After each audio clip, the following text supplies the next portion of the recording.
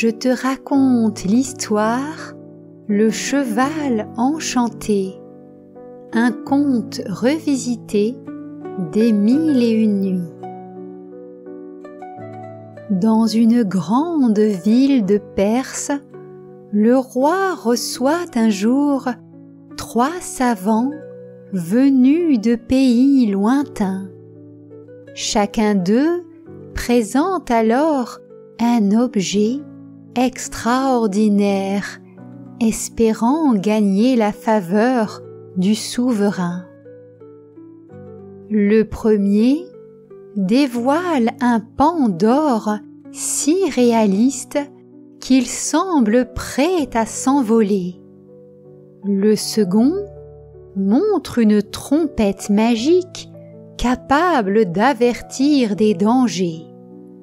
Mais c'est le troisième, un sage à la barbe blanche, qui capte l'attention en apportant un cheval de bois noir sculpté avec une précision éblouissante. Le roi, émerveillé, demande « À quoi sert ce cheval ?» Le savant sourit et explique « Ce cheval peut voler à travers les cieux, emportant son cavalier où il le désire, en un temps record. » Le fils du souverain, le prince Firouz, un jeune homme courageux et curieux, s'avance. « Permets-moi d'essayer, père. » Il s'installe sur le cheval de bois. Le sage lui indique un levier secret près de l'encolure. Pousse-le pour décoller et tire-le pour atterrir. Mais prends garde, ne touche pas à la molette qui est à côté, ou le cheval t'emportera bien plus loin que prévu. Le jeune homme, impatient, actionne le levier. Aussitôt, le cheval s'élève dans les airs, gracieux comme un oiseau. Le roi et la cour restent bouche bée, regardant le prince disparaître dans les nuages. Mais l'émerveillement se transforme vite en inquiétude lorsque Firouz ne revient pas. Le souverain, furieux, se tourne vers le savant. « Tu as ensorcelé mon fils. S'il ne revient pas sain et sauf, tu paieras de ta vie. » Le vieil homme, confiant, répond « Sois patient, ô roi. Ton fils maîtrisera bientôt le cheval et reviendra. » Pendant ce temps, le prince, grisé par le vent et la vitesse, explore les cieux. Il admire les montagnes, les rivières et les villes minuscules en contrebas. Dans son enthousiasme, il effleure par mégarde la molette. Le cheval bondit alors à une vitesse vertigineuse, traversant les nuages et l'emportant vers une terre inconnue. Lorsqu'il parvient enfin à ralentir sa course, il se retrouve au-dessus d'un magnifique palais entouré de jardins luxuriants. Intrigué, il fait atterrir le cheval sur une terrasse isolée. À peine descendu, il aperçoit une jeune femme d'une beauté éclatante, accompagnée de ses servantes. c'est la princesse du royaume, en train de se reposer à l'ombre des arbres. Le jeune homme, ébloui par sa grâce, s'avance avec respect. La princesse, surprise mais pas effrayée, l'interroge. « Qui es-tu et comment es-tu arrivé ici ?» Le prince s'incline. « Je suis Firouz, fils du roi de Perse, et ce cheval enchanté m'a conduit jusqu'à toi. » La jeune femme, curieuse, examine l'objet magique. « Un cheval qui vole, c'est incroyable !» Elle rit, et leur conversation s'engage naturellement. Mais bientôt, des gardes, alertés par la présence de l'étranger, accourent. Le jeune homme, ne voulant pas causer de trouble, s'élance, monte sur le cheval et actionne le levier. La princesse, le regardant s'éloigner, reste songeuse, le cœur inexplicablement léger. Firouz retourne dans les airs, bouleversé par cette rencontre. Il sait qu'il ne peut pas rester loin d'elle. Après quelques manœuvres prudentes, il parvient à se diriger vers une clairière isolée, non loin du palais. Là, il cache le cheval sous des branchages et se déguise en marchand, espérant à nouveau approcher la princesse sans éveiller les soupçons. Le lendemain, il se mêle aux voyageurs entrant dans la ville. Grâce à son charme et à quelques pièces d'or, il apprend que la princesse s'appelle Mira et qu'elle est aussi intelligente que belle. Son père, le roi de ce royaume, la protège jalousement et refuse tous les prétendants, estimant qu'aucun n'est digne d'elle.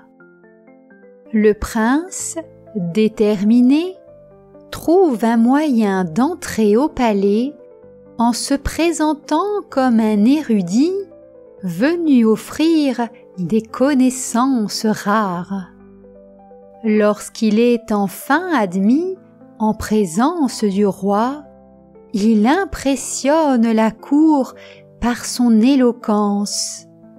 Mira, reconnaissant immédiatement l'étranger de la veille, joue le jeu et feint de le découvrir pour la première fois. Sous prétexte d'en apprendre davantage sur ses savoirs, elle obtient de son père l'autorisation de s'entretenir en privé avec lui. Dans le jardin du palais, loin des oreilles indiscrètes, Firouz avoue ses sentiments naissants. « Depuis que je t'ai vu, je ne pense plus qu'à toi, » lui confie-t-il. La jeune femme, bien que prudente, est touchée par sa sincérité. « Mais comment pourrions-nous être ensemble ? Mon père ne me laissera jamais partir, » murmure-t-elle. Le prince a alors une idée. « Mon cheval enchanté peut nous emporter loin d'ici, vers mon royaume. » Elle hésite, partagée entre son devoir et son désir de liberté. Finalement, elle accepte, à une condition, qu'il prouve d'abord son amour en accomplissant une tâche impossible. Apporte-moi la rose d'or qui fleurit au sommet de la montagne interdite. Personne n'a jamais réussi à l'accueillir. Sans hésiter, le prince promet de lui rapporter la rose. Il quitte le palais en secret, enfourche son cheval de bois et s'envole vers la montagne. Le voyage est périlleux, des vents violents le repoussent et des rochers semblent se dresser sur son passage comme pour l'arrêter. Mais sa détermination est plus forte. Arrivé au sommet, il découvre la rose, scintillante comme de l'or, gardée par un aigle majestueux. Plutôt que de combattre, il s'incline avec respect. « Je ne veux pas te voler, noble gardien, je cherche seulement à prouver mon amour. » L'aigle, surpris par cette humilité, incline la tête et lui permet de prendre la rose.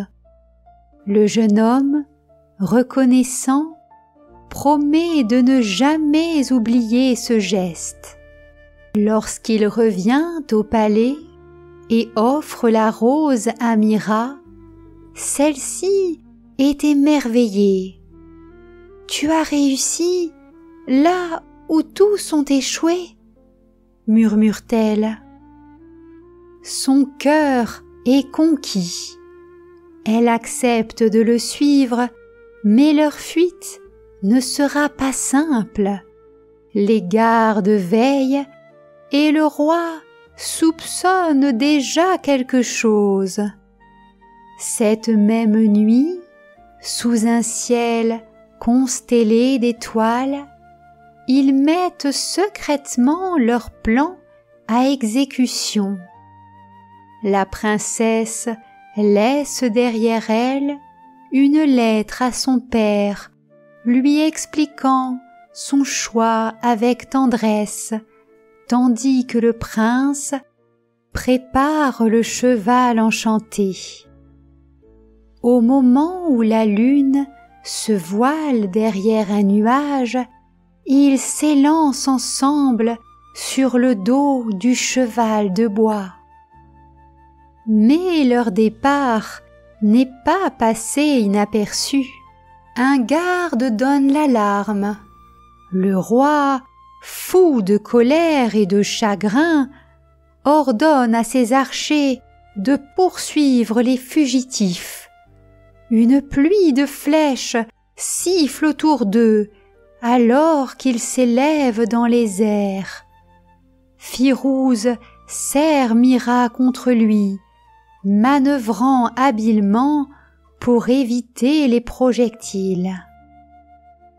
Après une traversée mouvementée, ils aperçoivent enfin les frontières de la Perse. Le cœur léger, le jeune prince fait atterrir le cheval dans les jardins royaux sous les regards médusés des serviteurs. Le roi de Perse, qui n'avait pas dormi depuis le départ de son fils, accourt, partagé entre la colère et le soulagement. Mais lorsqu'il voit la beauté et la dignité de Mira, son visage s'adoucit. La princesse, avec une grâce naturelle, s'incline devant lui. « Je viens vers vous, le cœur pur, apportant mon respect et mon amour pour votre fils. » Touché par ces mots, le roi lui offre l'hospitalité, mais exige des explications. Firouz racontent alors toute leur aventure.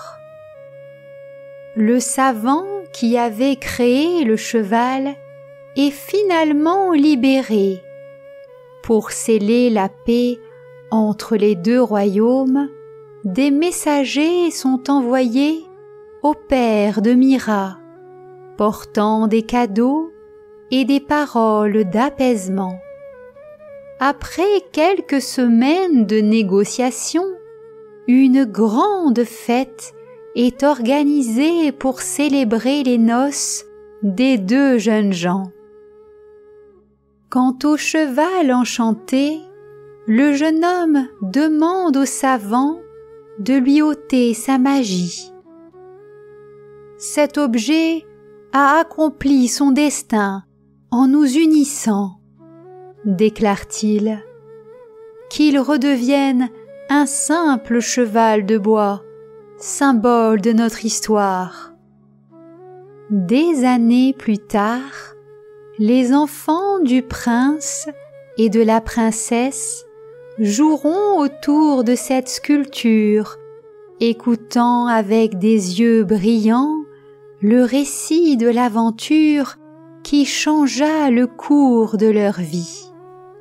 Et chaque fois qu'un vent mystérieux fait trembler les feuilles du jardin, certains jurent encore entendre le léger hennissement d'un cheval prêt à s'envoler vers de nouveaux horizons.